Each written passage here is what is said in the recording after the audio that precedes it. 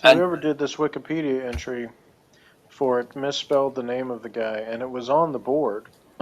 Yeah. We're live with Jeff, aka the SP Spaz. Hey, So hey. if you want his channel, folks, I will spell it out for you. Just so you. So I just want to make sure. The reason I'm doing this is to make sure I've got the letters right. Because to me it shows up easier if the S in Spaz is there. If the S in Spaz is lowercase. Well, yeah, it's actually like because when they allowed you to put, then change the name, like I put spaces in it, so. But yeah. Yeah, because otherwise it gets a bit harder to see if it's a big S on. People should be able to find that on YouTube. I think it's also. Oh, what I'll say in future is it's on one of my recommended channels on the side, I think. Mm-hmm. Right, so today, folks, we're going to be recording 2 episodes back to back. So this might be rather quick. So I'll go over to the SP Spaz, Jeff, to give us the episode summary. All right, so we are up to See No Evil, the second episode of the second season. Well, it was broadcast second, but it was actually the first in production. But once we get past the third season, then, it'll start being, I have to keep specifying broadcast and whatever, because they pretty much ran them in the right order after that. But anyway, originally aired on NBC on January 13th, 1994, and was written by Paul Attanasio, and it was his first episode written since the first episode, Gone for Good, and it was directed by Chris Manal, or how do you say that? Manal, I don't know. Anyway, it's Menaul. All right, so Felton visits Harry Prentice, played by Wilford Brimley, elderly and bedridden father of his friend Chucky, as a former Navy admiral. Ill and miserable, the hard-bitten Harry has decided he wants to die and has hired a suicide doctor. Felton believes this is wrong and convinces Chucky to call it off, much to Harry's anger. A few days later, however, Harry wears Chucky down and convinces his son to shoot him to death with a handgun. When Lewis and Cressetti investigate, Chucky claims Harry shot himself, which Lewis does not believe. Felton talks to Chucky at the police station, and Chucky admits to it, but Felton tells him to stick to the original suicide story. Lewis realizes what happened and confronts Felton, who admits what Chucky did and suggests it was the right thing to do, but Lewis adamantly disagrees. Since the bullet evidence is inconclusive, Felton asks Lewis to let Chucky secretly wash his hands so no gunpowder residue will be found in tests. Lewis initially refuses, but he eventually reluctantly agrees, allowing Chucky to get away with the shooting. Yeah, the washing with the hands is with some special stuff. I can't remember what it was. It's something tough that would clean the hands, like caustic soda or something like that. Yeah, because like regular hand soap probably wouldn't get it off. Meanwhile, the homicide department is requiring all the detectives to take sensitivity training with therapist Carrie Weston. While most of them have positive experiences with her, Bolander flatly refuses to participate and repeatedly avoids their scheduled sessions. When G tells Bolander he will be suspended without pay if he does not meet with her, Bolander chooses the suspension, but later reconsiders after his partner Munch harasses him at a bar until he changes his mind. When they finally meet, Bolander explains he does not trust therapists because when going through marriage counseling with his ex-wife, the therapist actively encouraged her to leave Bolander. He feels he was cheated out of $7,000 in therapy bills, but Weston explains his anger is not from the money, but from feelings of betrayal by his ex-wife. Bolander is ultimately impressed by Weston and even decides to ask her on a date, but what it says here isn't right. But basically what she said was she just got out of a bad relationship herself, so anyway, so they don't go out. There's another funny scene it doesn't mention that where Bayliss is talking to the therapist and says he's read her book and says all the stuff about how much he loved it, and then he quotes from it, but then it's not her writing after all. So that was a funny scene. But anyway, climax. Pemberton and Bayliss are called to investigate the shooting death of Charles Cortland Cox, a small-time drug peddler shot in the back shortly after a police raid of a crack house. When Pemberton suspects a police shooting, Lieutenant Tyron explains Officer Hellriegel accidentally shot Cox after falling down and discharging his weapon. However, Hellriegel does not recall details and appears nervous by questioning from Pemberton. She is angry with Pemberton's inquiries into the police and becomes even angrier when Colonel Granger and Captain Barnfather say they will make Hellriegel a scapegoat if the media starts suggesting racism or police brutality. Hellriegel is cleared when tests reveal the bullet does not match his gun, but Pemberton requests the firearms of the other officers be tested. She refuses to approve the tests, but Pemberton says he will get Barnfather to order them. So... Wow, I learned some information there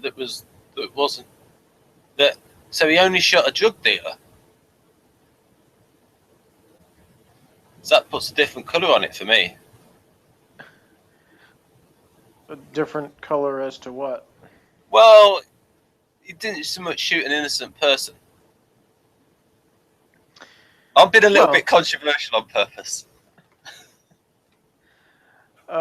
Well, at this point in the narrative, Ben, we don't know who shot him.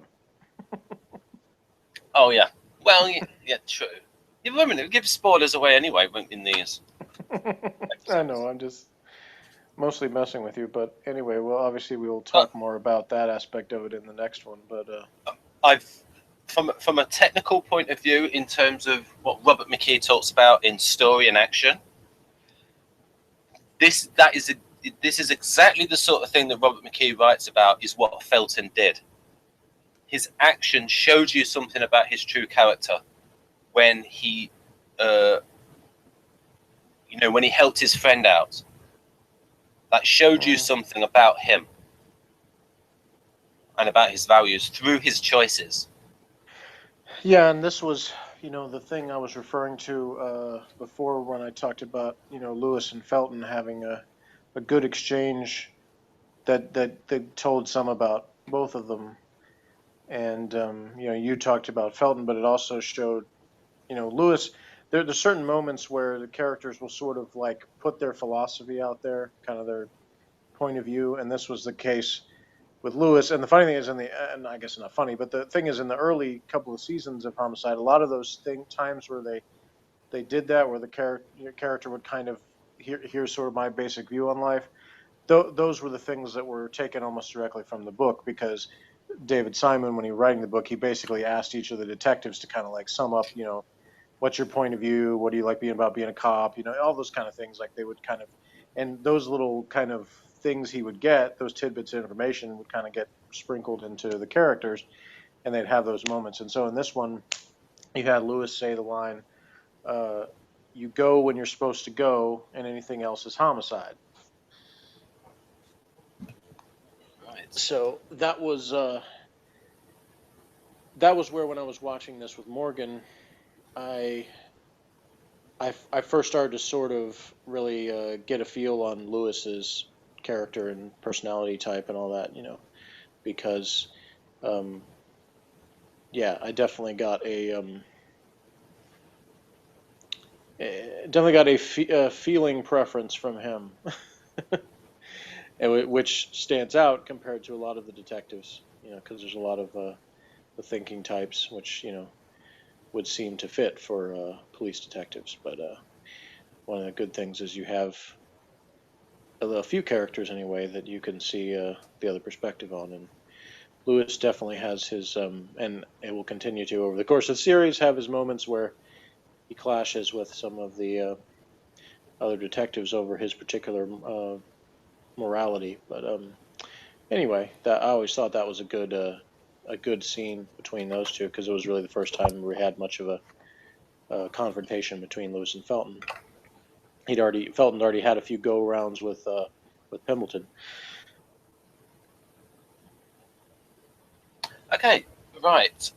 Was this the episode that you said was quite moving for you? I wouldn't say moving. I would say more sort of disturbing to me. The plot line about the old man and and his son and what he asked him to do and everything like that. All that it brings up obviously some very uncomfortable issues in terms of you know the end of someone's life and going through pain and illness and all that kind of stuff and all the factors that go into that. So it was kind of heavy. Yeah, because they would have made it even grayer if they'd have introduced the element of cost into it, but that would have complicated the storyline, because that can be a big thing these days. People going into care for a long time, kept alive. Well, yeah, they sort of implied that, not necessarily that he was super wealthy, but that the money wasn't really the issue. Yeah. He didn't, because when Felton says he could do the hospice stuff, he rejects that, not because of cost reasons, like you say. He just doesn't want to do that. Oh, they showed the outside of the house. It was a big house. Right. So they, and Felton talks about how he grew up in a much poorer neighborhood, and that when he would come to play at his friend's house when they were younger, he always, was envied the big house and everything. So. But also, again, showing a good side of Felton's character is that he wasn't jealous of him. He decided to protect him. I remember him saying that, to protect him, maybe from the other kids. And he thought that he was, I remember that, about protecting him. Yeah, and they have another good scene at the end after, it's all said and done, when they're seeing the ship and talking there. Yeah, I'm just going to bring up some, first of all,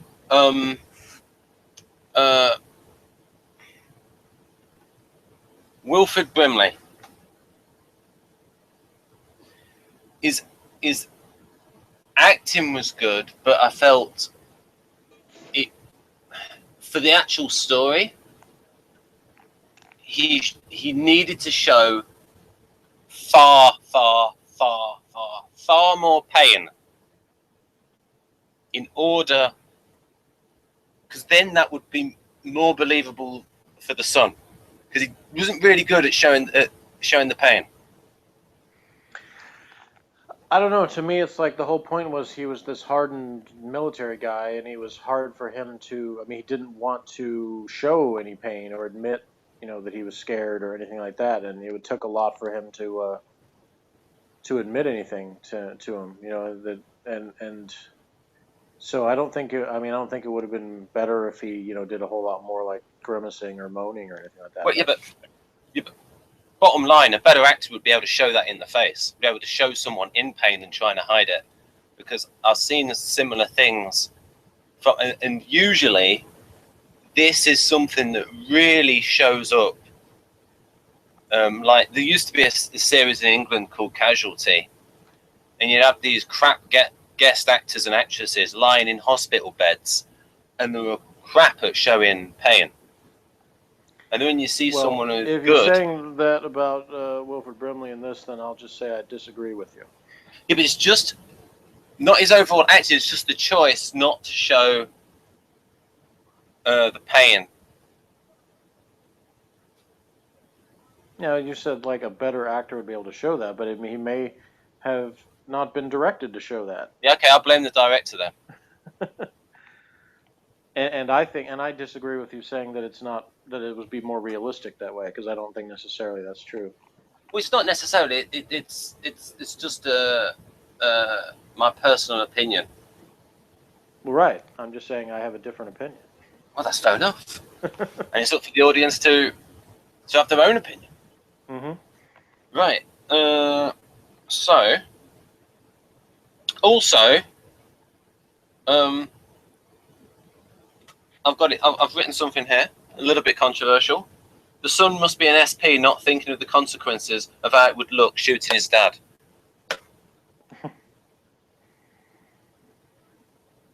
Right. I've already put there. Wilfred Brimley didn't act in pain enough. And then, oh yes, something weird. Talking about weird choices, the weirdest thing of all, what the heck was going on with that woman's appearance? She looked like she was from the 1950s or 60s. Which woman? The counsellor. I mean, was she meant to be older in the script? Because she looked so... I'll show you some... I'll show the audience some images and they can make their own mind up. It didn't really strike me that much. I mean, I guess the hairdo was maybe a little old-fashioned, but I mean, as far as her outfit or anything, it didn't look any it's different than what most people wear. A lot of the people in the show wearing like the kind of nondescript white stuff. Right. You see, my mother's ISTJ, so she like clued me into all this stuff. Into what stuff? All this like fashion stuff and hair, because she used to be a hairdresser. So it's like, aware of these little... Well, things. I mean, I can't remember off the top of my head in like 93, 94, you know. I mean, there probably were women with that hairstyle. I just don't really remember. But it's like... It didn't strike me that much one way or the other. But it's like her overall clothing. I mean, it wasn't like it was like a big bouffant or something like that. No, it's just like... It looked like something from the 50s or... But what I was thinking... Usually what you have is when a woman is older and a guy is older, sometimes they have the same look that they had when they were at their peak. You know, because they're trying to relive their youth by having that same look. And you saw a lot of people in the 1990s, when they still had the mullet, is they would have the same fashion that they had like 10 years before when they were at their peak. And when I looked at the actress, when it was a close-up, I thought, okay, she's in her early 40s, and I wondered if this character really was meant to be in her 50s. I don't know. To me, that part didn't really matter very much, but how old she was. But to me, it was more of a statement on the police department in mandating that the detectives go to this woman who was just sort of like therapist of the month because she wrote some book. Yeah. You know, so it was more like a satire, I think, on the whole concept of sensitivity training for homicide detectives, right. Where the department just has these goofy ideas of we'll increase morale by having this stuff, and I think it's funny because they sort of turn it on its head by having most of the detectives be sort of warm up to her, like they might have been skeptical when they went in, but they end up liking her. Whereas Bolander sort of represents actually the more, sort of the cynical viewpoint of it, like, what the hell's the point of this? And he may have his own hang-ups or reasons for doing it, but he sort of represents the voice of common sense in that situation to me, where it's like, what's the real purpose of this? Yeah, so I'll show the actress and her clothing, and the audience can make their own mind up. I think I've just put them in there. Have I put them in there? Oh, not put them in there yet. Just put in there's not many grabs. It's like 19, so we'll be able to get through them quick. Right, because I've got some shots of Wilfred Brimley in bed, and of the woman, and of the. I would. I might not have gone quite as far as Bolander in terms of accepting a suspension, but I wouldn't have been real excited about doing that either, having to go see some random woman and have her ask me personal questions that don't have anything to do with anything. And her saying it's not about the money, but I would have had Bolander say, it is about the money, and then at the end said, yes, it is about that too, but it's also about the money. Yeah, that was a scene I was referring to yesterday when I talked about the a moment where he really screams ISTJ, and that was one of them where he says, "No, it is about the money." Yeah, I He's mean, like, like, she's looking for these like emotional things, and he's like, "No, I lost $7,000. This is a big deal." yeah, I mean, but I would have put it the way I would have written the scene is I would have kept if I was like the script editor, I would have kept what was already written, but I would have said, have him admit at the end that yes, it was that, but then say it was also the money. Well, I Because thought it was both great the things are way it true. was in terms of him. He never says she's right about that. He just says that he says she's all right. All right. Because she says that, when he says that he deserves some compensation or restitution, she says, "I think you do." She Yeah, agrees with him, but so he's happy about that.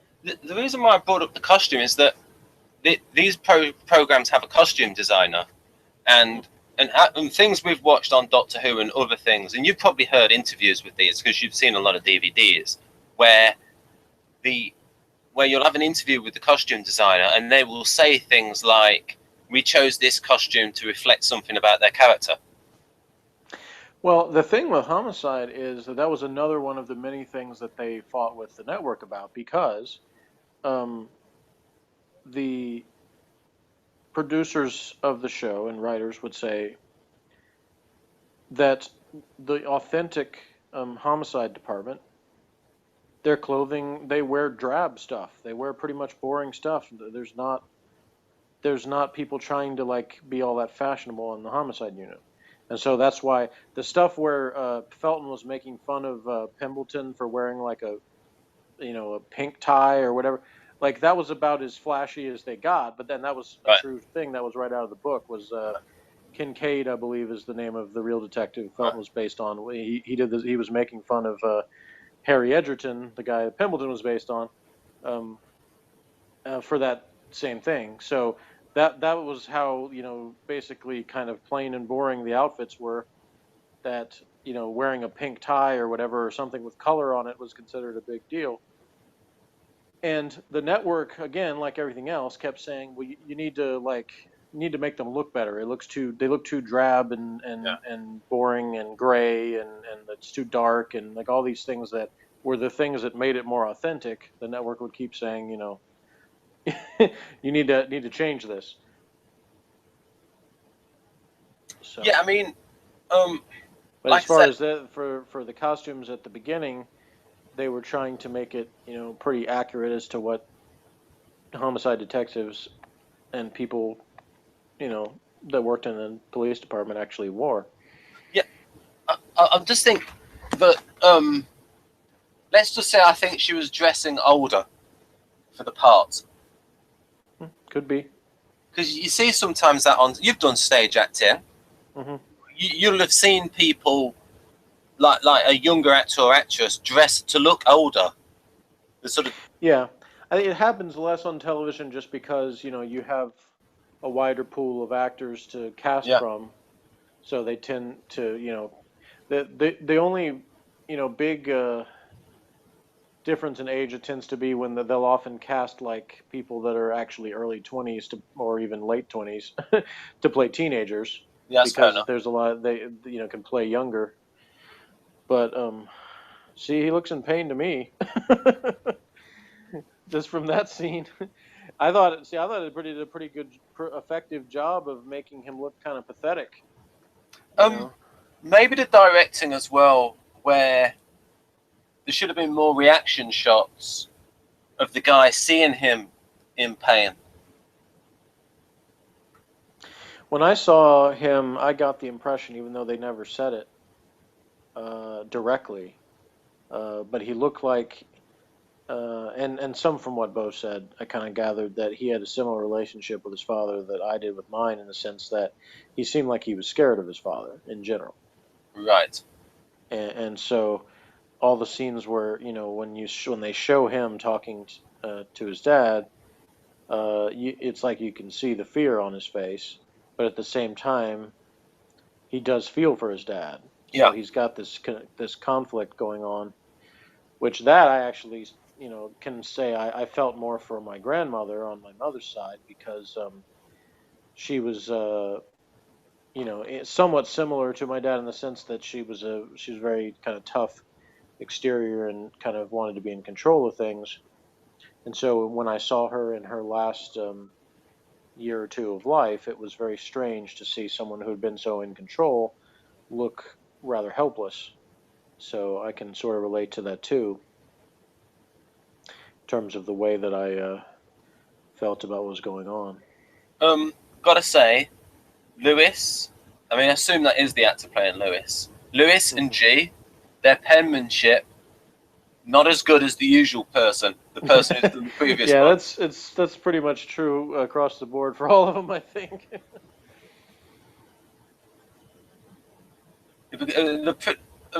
It's all. I mean, G actually.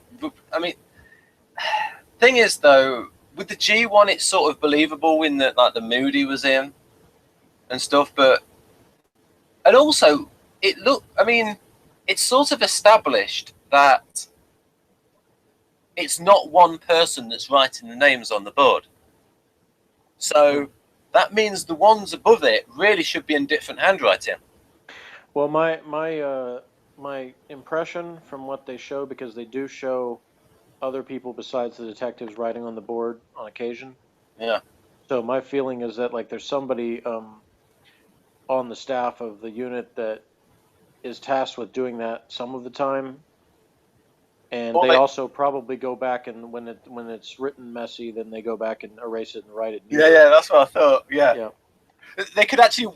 Wouldn't it have been funny though if they'd have worked that into the script? Yeah, I can't remember. There was if this they actually ISTJ guy that wants to redo it and make it neat. I can't remember. They might have, but I don't remember it being a thing. It's one of those things where there's a lot of things that might have been discussed in writers' roundtables and stuff, or even filmed but got cut for time and stuff. Because there's several times where there's kind of unnamed detectives that are shown when it's like a big case and stuff, but in some episodes they actually will say the names of some of these other detectives, but in other ones you just see them and you don't know what their names are. And I kind of wondered if they ever had times where some of them had lines that got cut. Because there's one detective in particular that gets shown pretty much throughout the series, and you do learn what his name is, but I don't think he ever has any lines. No. So I always said, like in the in the last episode, they should have had him finally have a line. Right, I think. Have you got any more to say, Jeff, on this episode? Well, I didn't talk much about the the beginning of the plot line with the guy who got shot. And, go on.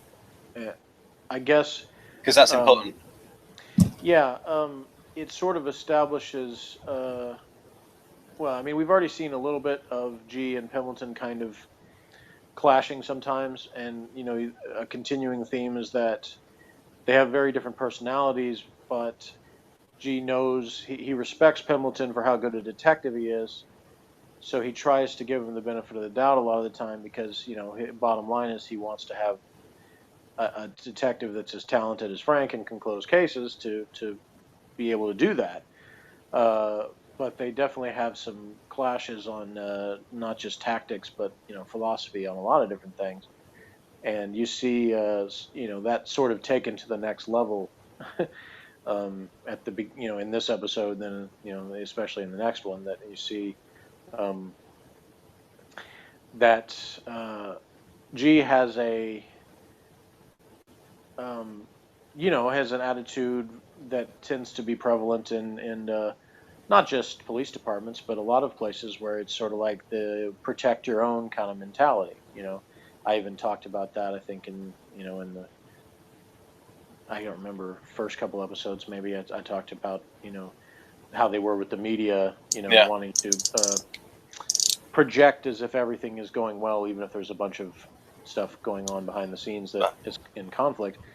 And sort of, another version of that is the kind of the cops protecting cops kind of attitude that G has, where he doesn't come out and say. In fact, I think he says the opposite, that if it's a cop that really did shoot him, then I want that person to be punished, but you've got to go about it the right way, come up with the proof that this happened first, without basically putting us in a bad position. And one thing that notes about this episode say is that there were, most of the time, the real Baltimore cops really liked Homicide, the show. Like, they liked the way they were portrayed and thought it was pretty accurate. This was one of the very few episodes where they actually had this and the next one. I mean, sort of the two-part arc there about the shooting with the way the cops were. They actually got letters from real cops complaining about this one, saying they were portrayed too negatively.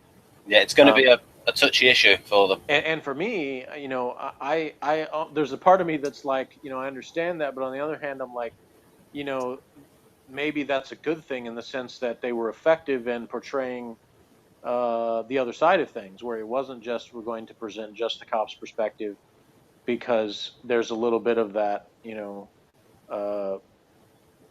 can, already, the reaction where you had the crowd that was gathered, that's immediately, they're suspicious of the cops, and you have that kind of, this is the first episode that really starts to sort of establish what, people already know, is that there's some unrest within, the people of Baltimore, and which is it's a black majority city, and the police department, which, although it has, a fair contingent of black people, is still, at that point anyway, white majority. So you have some kind of, not just common people versus authority thing there, but you also have some racial tensions that work into things as well, and that will, obviously further manifest itself in some other episodes. But I guess that's all I've got to say about it for now.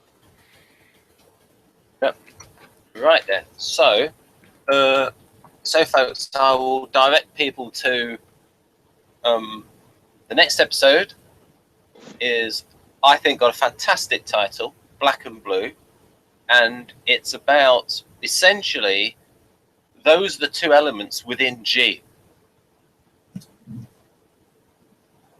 That's the battle within G. So we will see you next time for Black and Blue. Yep, Thanks for watching. We'll expand upon that. Yep. Bye, folks. Bye.